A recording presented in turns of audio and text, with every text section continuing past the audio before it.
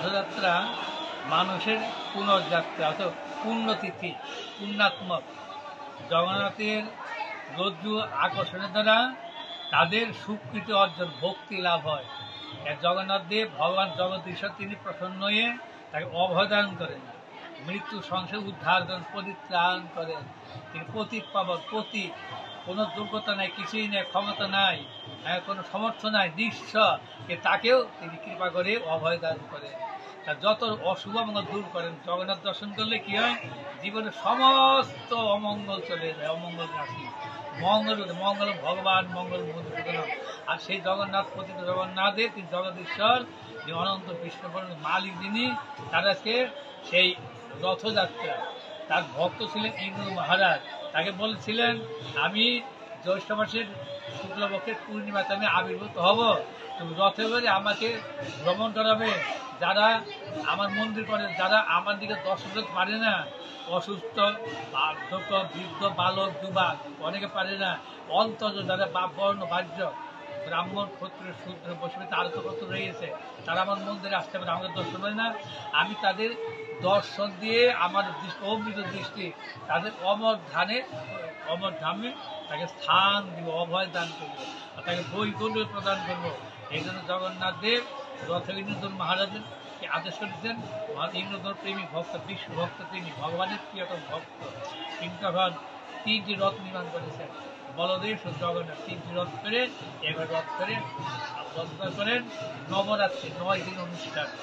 তিনি দ্বারকা থেকে বৃন্দাবনে যান, দ্বারকা থেকে বৃন্দাবন যাত্রা তাকে রথযাত্রা।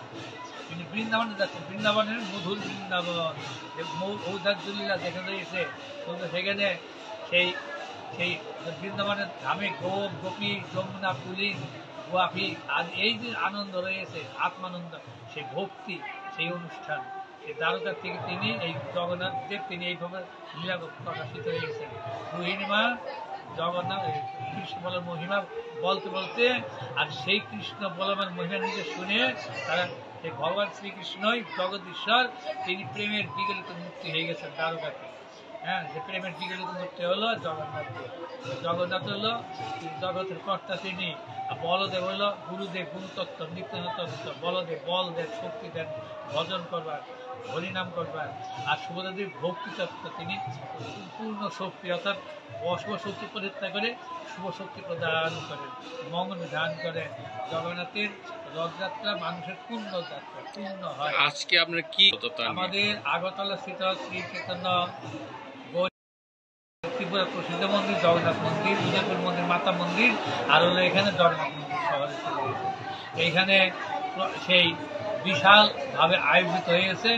এখানে সকালের থেকে আমাদের শুরু হয়ে গেছে সাংস্কৃতিক বিভিন্ন অনুষ্ঠান, মঙ্গল আরতি, আরো দুপুরে আরতি, তারপরে সেই হরিকথা, জগন্নাথ মহিমা গুণগান কীর্তন করে ভারতবর্ষের বিভিন্ন বহু সাধু সন্ত মহাত্মা এখানে আসতেছেন, আসবেন। এখানে 5 দিন ধর্মসভা হবে। আজকে রথ 3:30টা রথ কান ধরে এখন 10,000 লোকের প্রসাদ খাওয়ানো হচ্ছে, 10,000 ভক্ত প্রসাদ বিতরণের ব্যবস্থা রয়ে গেছে। মানে 5,000 ভক্ত প্রসাদ পাওয়া হয়ে গেছে, আর 5,000 বাকি আছে। 2:30টার মধ্যে প্রসাদ দেওয়া হবে। তারপরে 3:30টা থেকে রথ শুরু হবে। জগন্নাথ রথে করে ভ্রমণ করে, রাজপথে ভ্রমণ করে রাজ্যবাসীর সকলের মঙ্গল হবে। কটার সময় রথযাত্রা হবে? 3:30 থেকে শুরু, 3:30 4টার মধ্যে। কোথায় কোথায় যাবে? এইখান দিয়ে যাবেন, প্রথম যাবেন এইখানে রবীন্দ্র সদর হলের সামনে দিয়ে এই লক্ষ্মীর বাড়ি রোড, তারপরে চলে যাবেন কামানচমনি, কামানচমনি চলে যাবেন। ওইদিকে যাওয়ার রাস্তাগুলো খারাপ আছে, তো একটু পরিবর্তন হয়ে গেছে। চলে যাবেন এখানে কুশালী সমনি, ওইদিকে দিল্লি সমনি, দৈনিক সামনে দিয়ে আবার রবীন্দ্র ভবনের দিকে।